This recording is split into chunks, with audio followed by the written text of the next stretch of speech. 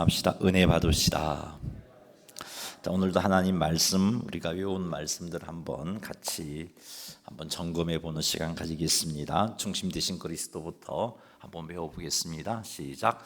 중심 되신 그리스도. 고린도후서 5장 17절 말씀. 그런즉 누구든지 그리스도 안에 있으면 새로운 피조물이라. 이전 것은 지나갔으니 보라 새 것이 되었도다. 중심 되신 그리스도. 갈라디아 2장 20절 말씀. 내가 그리스도와 함께 십자가에 못 박혔나니 그런즉 이제는 내가 사는 것이 아니요 오직 내 안에 그리스도께서 사시는 것이라. 이제 내가 육체 가운데 사는 것은 나를 사랑하사 나를 위하여 자기 자신을 버리신 하나님의 아들을 믿는 믿음 안에서 사는 것이라.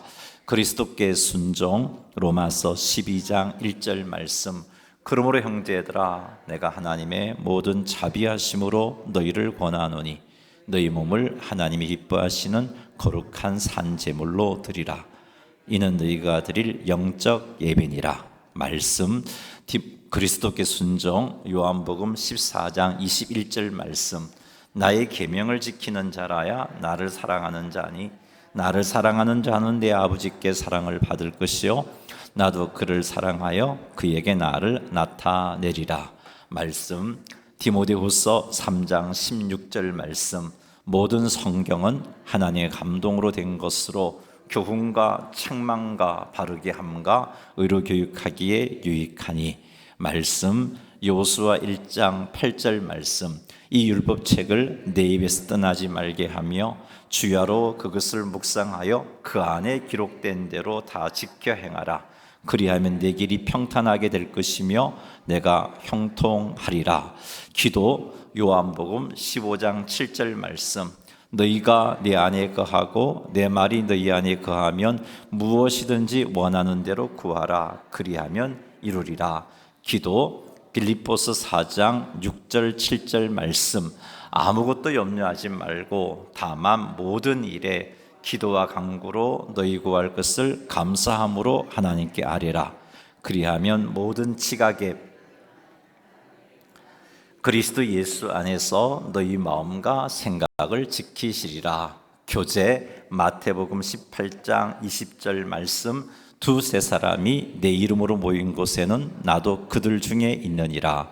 교제. 히브리서 10장 24절 25절 말씀. 서로 돌아보아 사랑과 선행을 격려하며 모이기를 피하는 어떤 사람들의 습관과 같이 하지 말고 오직 권하여 그날이 가까움을 볼수록 더욱 그리하자. 증거. 마태복음 4장 19절 말씀. 말씀하시되 나를 따라오라. 내가 너희를 사람을 낚는 어부가 되게 하리라 하시니. 증거. 로마서 1장 16절 말씀. 내가 복음을 부끄러워하지 아니하노니 이 복음은 모든 믿는 자에게 구원을 주시는 하나님의 능력이 됨이라. 먼저는 유대인에게요 그리고 헬라인에게로다. 모든 사람이 죄를 범함. 로마서 3장 23절 말씀. 모든 사람이 죄를 범하였음에 하나님의 영광에 이르지 못하더니 모든 사람이 죄를 범함. 이사야 53장 6절 말씀. 우리는 다 양 같아서 그릇 행하여 각기 제 길로 갔거늘 여호와께서는 우리 모두의 죄악을 그에게 담당시키셨도다. 죄의 형벌. 로마서 6장 23절 말씀. 죄의 삭은 사망이요 하나님의 은사는 그리스도 예수 우리 주 안에 있는 영생이니라. 죄의 형벌. 히브리서 9장 27절 말씀. 한 번 죽는 것은 사람에게 정해진 것이요 그 후에는 심판이 있으리니. 그리스도가 형벌을 받음. 로마서 5장 8절 말씀. 우리가 아직 죄인 되었을 때에 그리스도께서 우리를 위하여 죽으심으로 하나님께서 우리에 대한 자기의 사랑을 확정하셨느니라. 그리스도가 형벌을 받음. 베드로전서 3장 18절 말씀. 그리스도께서도 죄를 위하여 단번에 죽으사 의인으로서 불의한 자를 대신하셨으니 이는 우리를 하나님 앞으로 인도하려 하심이라. 육체로는 죽임을 당하시고 영으로는 살리심을 받으셨으니 선행으로 구원받지 못함. 에베소서 2장 8절 9절 말씀. 너희는 그 은혜에 의하여 믿음으로 말미암아 구원을 받았으니 이것은 너희에게서 난 것이 아니요 하나님의 선물이라. 행위에서 난 것이 아니니 이는 누구든지 자랑하지 못하게 함이라. 선행으로 구원받지 못함. 디도스 3장 5절 말씀. 우리를 구원하시되 우리가 행한 바 의로운 행위로 말미암지 아니하고 오직 그의 긍휼하심을 따라 중생의 씻음과 성령의 열매로. 아멘. 네, 수고들 하셨습니다. 오늘도 잠언 25장 말씀을 가지고 은혜 나누도록 하겠습니다. 11절 말씀 같이 한번 읽어보겠습니다. 경우에 합당한 말은 아우로 새긴 은쟁반의 금사간이라. 아멘. 이 11절 말씀은 경우에 합당한 말이 너무너무 귀하고 가치 있다는 말씀을 하고 있습니다. 그것을 이렇게 표현했습니다. 아우로 새긴 은쟁반의 금사가다라고 말하고 있습니다. 아우로 새겼다는 걸 아주 정교하게 새겼다는 거죠. 그 은쟁반에 정교하게 조각해서 새겨서 거기에 있는 이제 금사가가 있도록 한 건데, 이건 굉장히 귀한 것입니다. 가치 있는 것이다 라는 거죠. 그 말을 하고 싶어서 아우로새긴 은쟁반의 금사가다라고 그렇게 표현하고 있습니다. 자, 그렇다면 어떤 말이 경우에 합당한 말인가? 경우에 합당한 말이 굉장히 가치 있는 말인데, 어떤 말이 경우에 합당한 말인가? 첫째는 때에 맞는 말, 때에 맞는 말이 경우에 합당한 말입니다.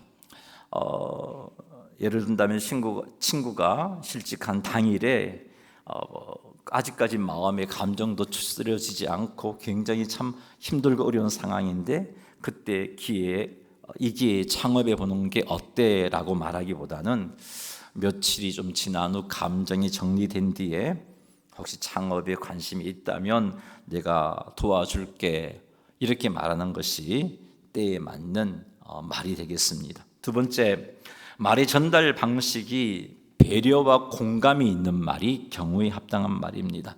실수한 사람에게 잘못을 지적하는 대신에 상대 입장에서 묻고 공감해 주는 것을 의미합니다. 왜 그렇게 해서 충분히 생각했어야지, 이런 말이 아닌 그렇게 행동하게 된 이유가 뭔지 물어봐 주는 것, 이런 것이 바로 경우에 합당한 말입니다. 이런 말은 상대방을 이해하고 공감하려는 그런 말입니다.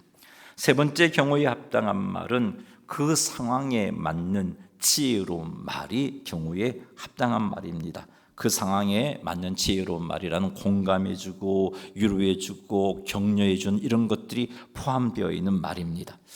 성경에서 경우에 합당한 말을 한번 여러 가지가 있겠습니다만은 예수님께서 베드로의 회복을 위해서 하신 말씀이 경우에 합당한 말이라고 볼 수 있습니다.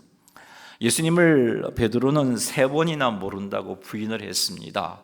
그 상황 가운데 베드로는 참 무서웠거든요.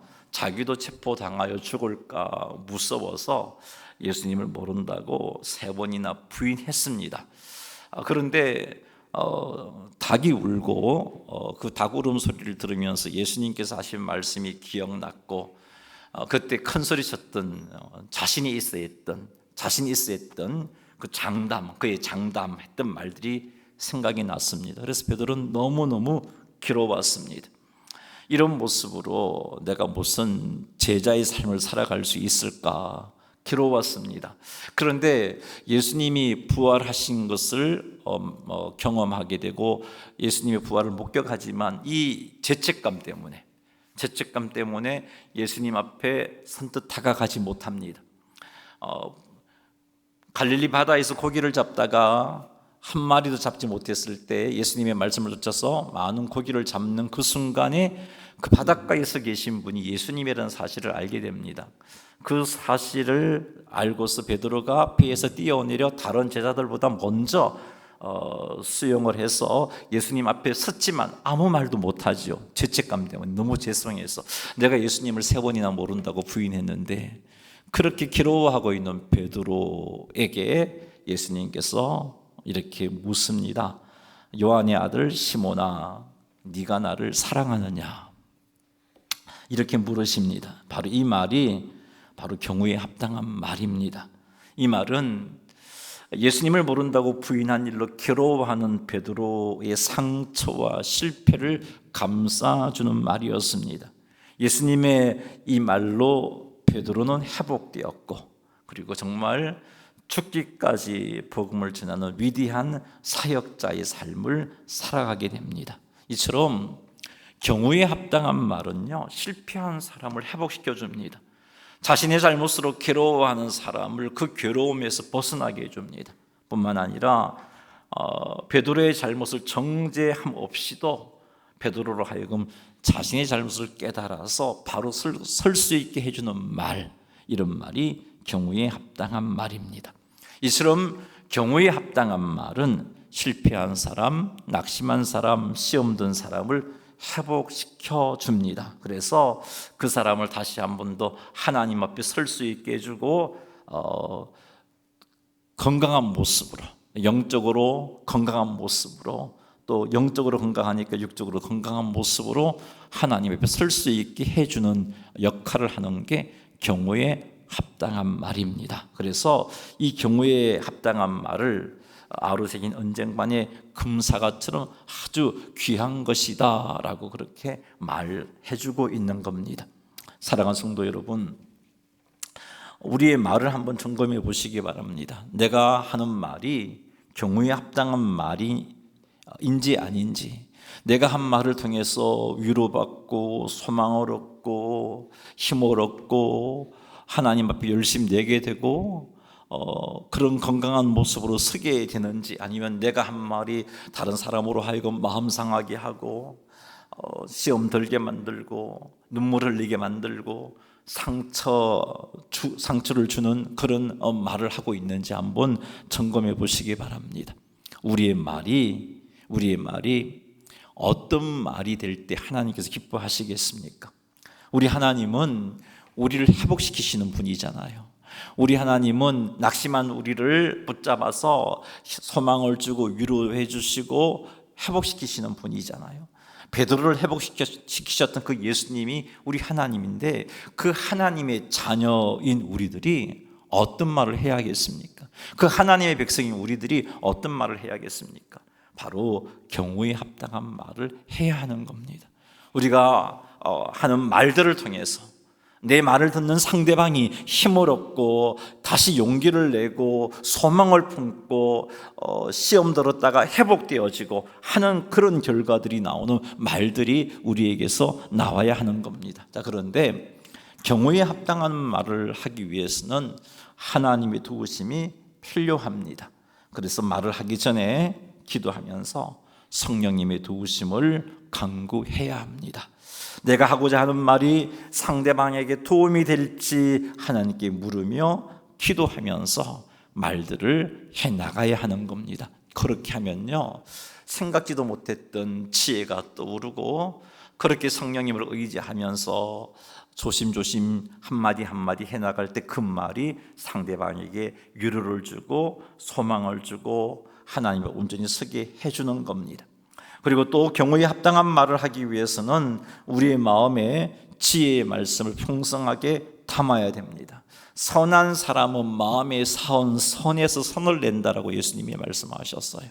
경우에 합당한 말을 하려면 우리 마음에 하나님의 지혜의 말씀이 충만해야 그 지혜로운 말이 나오는 겁니다. 경우에 합당한 말이 나오는 겁니다. 그러기에 우리는 지혜의 하나님의 말씀을 채우기 위해서 하나님의 말씀을 가까이 해야 되고, 그 말씀을 마음의 풍성히 담아야 되는 겁니다. 그리고 경우에 합당한 말을 하기 위해서는 상대방의 말에 경청해야 됩니다. 무슨 말을 하고 있는지, 그 사람의 표정이 지금 무슨 말을 하고 있는지, 그 사람의 어떤 표정이 무슨 말을 하고 있는지를 살피면서 들어야 되는 거죠. 그래야 그 사람에게 도움을 줄 수 있는 경우에 합당한 말을 할 수 있는 겁니다. 말도 듣지 않고 내가 하고 싶은 말에 초점을 맞추다 보면은 그 사람에게 전혀 도움이 되지 않는, 내가 하고 싶은 말을 하게 되는 거죠. 그 말은 위로를 주고 소망을 주고 세워주는 그런 역할을 하기가 어려운 겁니다. 그러기에 우리는 상대방의 말에 경청하면서 성령님의 도우심을 구하면서 그리고 우리의 마음에 하나님의 지혜의 말씀을 채워가면서 그렇게 말을 해야 하는 겁니다. 마지막으로 경우에 합당한 말을 하기 위해서는 상대방의 입장에서 먼저 한번 생각해 봐야 하는 겁니다.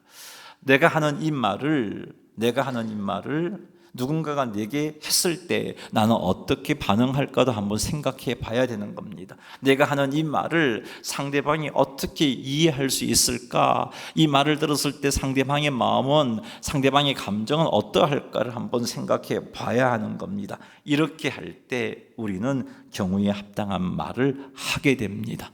경우에 합당한 말, 정말 가치 있는 말이고 소중한 말인데 우리가 이 말을 통해서 우리 앞에 있는 사람을 세우게 되고 우리 가족을 세우게 되고 셀 식구들을 세우게 된다면 우리 가정과 우리 교회는 건강한 교회로 세워질 것이고 더욱더 하나님께서 기뻐하시는 모습으로 사명 감당하는 가정과 교회가 될 것입니다. 그러니 사랑하는 성도 여러분, 내 말을 한번 돌아보시고 내 말이 경우에 합당한 말인가 살펴보시고 이 말을 하기 위해서 하나님의 은혜를 구하고 하나님의 도움을 구하여서 우리의 입에서 나오는 말들이 경우에 합당한 말이 되기를 주님의 이름으로 축원합니다. 12절 한번 읽어보겠습니다. 슬기로운 자의 책망은 청종하는 귀의 금고리와 정금 장식이니라. 아멘. 이 말씀은 책망에 대해서 청종하는 사람은 그 책망이 그에게 금고리 그리고 정금 장식과 같다라고 그렇게 말씀하고 있어요. 자, 이게 무슨 말이냐 하면은 슬기로운 자의 책망을 듣고 그 책망을 통해서 자기 모습을 돌아보고 그 책망을 통해서 자신의 삶을 고칠 때 그 책망은 무엇과 같은가? 마치 귀의 금고리와 같고 정금 장식과 같다는 겁니다. 여기서 슬기로운 자는 하나님을 경외하는 사람입니다. 슬기로운 자는 자신의 생각이 아니라 하나님의 뜻에 근거해서 판단하고 권면합니다. 이와 같은 슬기로운 자의 책망을 듣고서 청정할 때 그 책망은 나를 유익하게 만들어주고 그 책망은 나를 아름답게 만들어주는 금고리와 정금 장식과 같은 것이 된다는 겁니다. 하지만 이렇게 사람을 아름답게 하고 유익하게 하는 슬기로운 자의 책망을 들었다 할지라도 그 책망에 청종하지 않는다면, 그 책망을 조차 순종하지 않는다면 그 책망은 나에게 아무런 유익도 주지 못하는 것이 되는 겁니다. 오히려 그런 경우가 계속되어진다면 하나님 앞에 우리는 그런 슬기로운 책망을 들었음에도 불구하고 준행하지 않음에 대한 책망을 듣게 될 것입니다.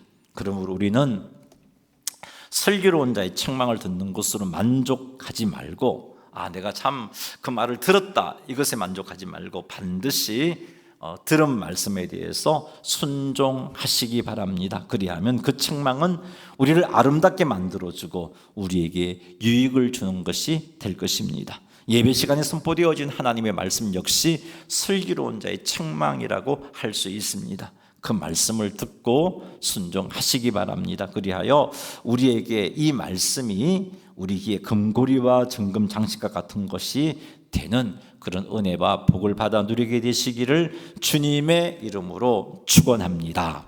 13절 읽겠습니다. 충성된 사자는 그를 보낸 이에게 마치 추수하는 날의 얼음 냉수 같아서 능히 그 주인의 마음을 시원하게 하느니라. 아멘. 이 충성된 사자란 사명을 맡고 그 사명에 충실하게 헌신하고 그 사명을 충실하게 감당하는 신실한 일꾼을 의미합니다. 하나님께서 성도에게 주신 사명이 세상을 향한 빛과 소금의 사명입니다. 있습니다. 또 하나님께서 우리에게 준 큰 사명은 세상을 향하여 복음을 전하는 사명을 주셨습니다. 뿐만 아니라 우리 성도들은 또 하나님으로부터 사명도 받았을 뿐만 직분도 받았습니다. 자, 이렇게 우리 성도들이 하나님께로부터 받은 여러 가지 사명과 직분이 있는데 충성된 사자라는 이 사명과 직분에 힘을 다하여 헌신하는 삶을 살아가는 것을 말합니다. 이렇게 충성된 사자, 하나님께서 내게 주신 사명, 직분에 대해서 잘 감당하고 헌신할 때 그 충성된 사자는 하나님에게 어떤 존재와 같은가? 추수하는 날의 얼음 냉수와 같은 존재가 된다라고 말씀하고 있습니다. 이스라엘의 추수 시기는 아주 매우 더운 시기입니다. 그래서 이 더운 시기에 이 얼음 냉수는 그 주인에게 있어서 정말 시원케 해주는, 마음을 기쁘게 해주는, 주인의 마음을 만족시켜주는 그런 역할을 하는 겁니다. 그래서 이 주인에게 그런 존재와 같은 자가 누구 있냐? 충성된 일꾼이라는 겁니다. 또 한 가지는 여러분, 잠언이 기록될 당시에 얼음 냉수라는 것은 굉장히 귀한 겁니다. 요즘은 뭐 더우면 냉장고 문만 열면 얼음을 얻을 수 있지만 그때는 그렇지 않단 말이에요. 그래서 그렇게 귀한 얼음 냉수, 주인을 기쁘게 해주는데 아주 그렇게 귀한 존재라는 의미이기도 합니다. 누구예요? 충성된 사자가 주인에게 그렇게 귀한 존재이고, 충성된 사자가 주인을 그렇게 시원케 하는, 주인을 그렇게 기쁘게 하는 그런 존재라는 것을 알 수 있습니다. 사랑하는 성도 여러분, 하나님께서 맡겨주신 사명에 충성해서 하나님의 마음을 시원케 해드리는 충성된 일꾼들이 다 되시기를 주님의 이름으로 축복합니다. 그래서 하나님 보시기에 너무너무 귀한 존재가 되시고, 물론 그렇지 않아도 우리가 하나님에게는 당신의 외아들을 죽이기까지 그렇게 존귀하게 여기는 소중한 존재이지만, 그 상태에서 정말 주님의 마음을 시원케 해드리면 더 귀하게 우리 주님께서 보시는 겁니다. 뿐만 아니라 그렇게 우리에게 맡겨주신 세상의 빛과 소금의 사명을 잘 감당하고, 목사, 장로, 권사, 집사로서의 직분을 잘 감당하고, 그렇게 복음을 열심히 감당하며 살아간다면 우리 주님께서는 우리로 말미암아 크게 기뻐하실 겁니다. 우리에게 주어진 사명 가운데 하나가 하나님을 영화롭게 하는 거잖아요. 하나님을 기뻐하는 거잖아요. 그런데 이것을 이룰 수 있는 모습이 바로 충성된 사자가 되는 겁니다.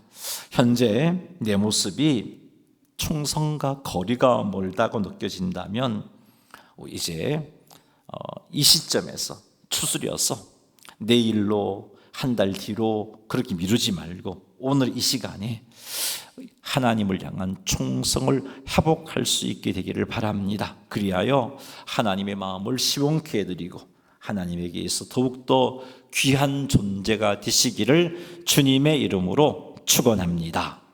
14절 말씀 읽겠습니다. 선물을 한다고 거짓 자랑하는 자는 비 없는 구름과 바람 같으니라. 아멘. 선물을 한다고 거짓 자랑하는 자, 즉 선물하겠다고 말하고서 선물을 하지 않는 사람을 의미합니다. 말과 행동이 일치하지 않는 사람을 의미합니다. 자, 이런 사람은 마치 무엇과 같다고 말하고 있어요? 비 없는 구름과 바람과 같다라고 말씀하고 있습니다. 비 없는 구름과 바람과 같다는 것은 실망을 주는 존재라는 겁니다. 구름과 바람은 보통 비가 내릴 것이라는 기대를 가지게 해줍니다. 고대 이스라엘은 농경 사회였습니다. 그리고 이 지역은 성경을 통해서도 알 수도 있고, 또한 그 지역의 환경을 통해서도 알 수 있지만, 비가 오지 않으면 농사를 지을 수 없는 그런 환경입니다. 그러나 비가 오면 그 땅이 비옥해서 아주 풍성한 수확을 거둘 수 있는 땅입니다. 그러기에 이 시대 사람들에게서 그 비는요 얼마나 소중한 존재인지 모릅니다. 자, 곡식을 기우기 위해서 씨를 뿌렸어요. 그러면 정말 비가 절대적으로 필요한 거죠. 싹을 틔우고 식물이 잘 자라나서 큰 수확을 하기 위해서는 비가 절대적으로 필요한데, 그렇게 비를 고대하고 있는데 구름이 보이고 바람이 불어요. 야, 이제 비가 오겠구나, 그렇게 생각을 하고 있는데 구름이 끼고 바람이 불었지만 비가 오지 않으면 얼마나 큰 실망을 하게 되겠어요. 바로 누가 이런 존재와 같다고 그렇게 말하고 있느냐? 선물을 하겠다 하고 거짓 자랑하는 자, 다시 말해서 말과 행실이 일치하지 않는 자가 이렇게 큰 실망을 끼치는 존재다라고 그렇게 말씀해 주고 있습니다. 사랑하는 성도 여러분, 우리가 하나님 앞에 이렇게 피 없는 구름과 바람과 같은 존재가 되어서는 안 될 겁니다. 하나님을 사랑한다고 하면서 하나님의 말씀에 순종하지 않는 삶을 산다면 나는 마치 하나님 앞에 이런 존재인 거죠. 피 없는 구름과 바람 같은 존재인 겁니다. 하나님을 향한 첫사랑을 회복시키겠다고 하면서 기도와 말씀 생활을 회복하지 않는다면 나는 하나님 앞에 피 없는 구름과 바람과 같은 존재가 되고 마는 겁니다. 사랑하는 성도 여러분, 하나님 보시기에 나는 어떤 존재인지 한번 돌아보십시오. 하나님이 내게서 어떤 감정을 가지시는지, 기뻐하는지, 참 시원케 해주는, 내가 소중히 여기는 내 백성이구나라고 여기시는지, 아니면 실망하시는지, 비가 없는 구름과 바람과 같은 존재로 보시는지 우리의 모습을 돌아보시기 바랍니다. 하나님과의 관계에서뿐만 아니라 사랑과의 관계에서도 말과 행동이 일치하지 않게 되면 상대방에게 우리는 비 없는 구름과 바람과 같은 존재가 될 것입니다. 사랑하는 성도 여러분, 하나님의 백성의 삶은 이런 삶이 되어서는 안 돼요. 왜 그러냐? 우리 하나님은요, 말씀하신 바를 반드시 이루시는 하나님이시기 때문에 그래요. 우리는 하나님의 자녀라고 이렇게 고백하고 있잖아요. 우리는 하나님의 백성이라고 말하고 있잖아요. 그렇다면 하나님의 자녀인 우리의 삶에는요, 말과 행동이 일치함이 있어야 돼요. 말한 부분에 대해서 반드시 열매가 있는 삶을 살아가야 되는 겁니다. 말씀하신 것을 반드시 지키시는 하나님의 자녀인 우리들에게서 그런 모습이 있어야 하는 겁니다. 그러니 사랑하는 성도 여러분, 피 없는 구름과 바람과 같은 모습이 있다면 그 모습 내려놓으시고 말씀하신 것을 반드시 지키시는 하나님을 닮기 위하여서 하나님과 더 친밀한 교제의 삶을 사십시오. 그리하여 하나님을 닮아서 우리의 말과 행동이 일치하지 않는 것은 점점 줄게 되고 점점 말과 행동이 일치하게 되는 그런 성도의 삶을 살아가시기를 주님의 이름으로 축원합니다. 자, 마지막 한 구절 살펴보겠습니다. 15절 읽겠습니다. 시작. 오래 참으면 관원도 설득할 수 있나니 부드러운 혀는 뼈를 꺾느니라. 아멘. 이 15절 말씀은 인내와 부드러운 말이 가진 놀라운 힘을 강조하는 지혜의 말씀입니다. 오래 참으면 관원도 설득할 수 있나니, 여기서 관원은 높은 지위에 있는 사람인데 특별히 무엇을 강조하고 싶어서 이렇게 관원이라고 표현했냐면, 이 사람들은 권력을 가지고 있잖아요. 그래서 아주 고집도 세고 설득하기 어려운 자를 칭하는 표현으로 관원을 쓰고 있습니다. 그리고 오래 참음은 끈기와 인내로 진실함을 지속적으로 보여주는 태도, 이 오래 참음은 성령의 열매이죠. 이런 태도를 의미합니다. 이렇게 성령의 열매인 오래 참음으로 인내하면서 진실하게 지속적으로 사람을 설득하게 되면 설득하기 어려운 자도 설득되어진다라고 오늘 지혜의 말씀이 우리에게 말씀해주고 있습니다. 그리고 부드러운 혀는 뼈를 꺾는다 그랬는데, 부드러운 혀는 온유한 말, 부드럽고 지혜로운 표현을 의미하는 건데, 이런 말들이 뼈를 꺾는다, 도무지 꺾이지 않을 것 같은 그런 사람도 설득할 수 있다라고 말씀하고 있는 겁니다. 복음을 전해야 할 사명을 가진 우리에게 필요한 것이 바로 오늘 이 말씀입니다. 오래 참음과 부드러운 혀입니다. 도무지 예수 믿을 것 같지 않은 사람에게 우리는 오래 참음과 부드러운 혀로 섬기는 삶을 살아가야 하는 겁니다. 이렇게 오래 참음과 부드러운 혀로 섬기면 이들이 설득되지 않을 것 같았는데, 오늘 약속의 말씀은 무엇을 약속해 주고 있습니까? 설득되어진다라고 약속하고 있지 않습니까? 이 약속을 붙잡고 포기하지 마시고 우리가 전도해야 할 대상들을 찾아가서 하나님의 은혜를 구하며 오래 참음으로 섬기고 진실되게 섬기고, 여러분, 예수 믿지 않는 여러분 여러분 친구들 또 여러분 옆에 있는 직장 동료들 무엇을 잘하냐 하면 이제 전도할 때가 됐구나, 교회에서 전도 운동을 하구나, 이거 알아요.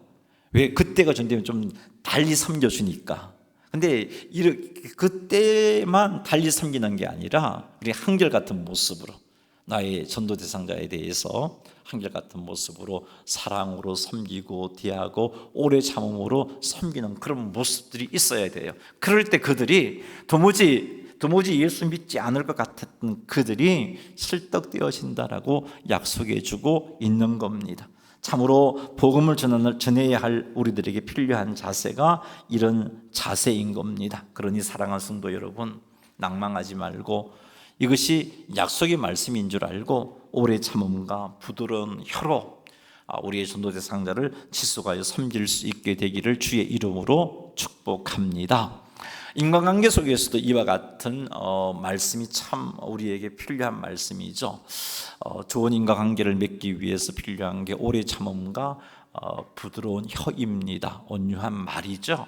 이것이 그 사람을 변화시킬 수 있고 설득시킬 수 있다고 약속하셨는데, 자녀를 키울 때에도 또 여러분 주변에 있는 또 완악한 사람들을 대할 때에도 이런 자세가 참 필요합니다. 오래 참음과 부드러운 혀를 가지고, 이게 성령의 열매인데 부드러운 혀는 온유라고 볼 수 있겠죠. 온유와 오래 참음이 성령의 열매인데, 하나님과 관계 속에서 성령 충만함을 유지해서 이 성령의 열매로 복음도 전하고, 성령의 열매로 자녀도 바르게 키워내고, 성령의 열매로 직장과 내 주변에 있는 인간관계를 바르게 해서 그들이 설득되어지고 변화되어지는 역사가 일어날 수 있는 그런 삶을 살아가시는 성도님들이 다 되시기를 주님의 이름으로 축복합니다.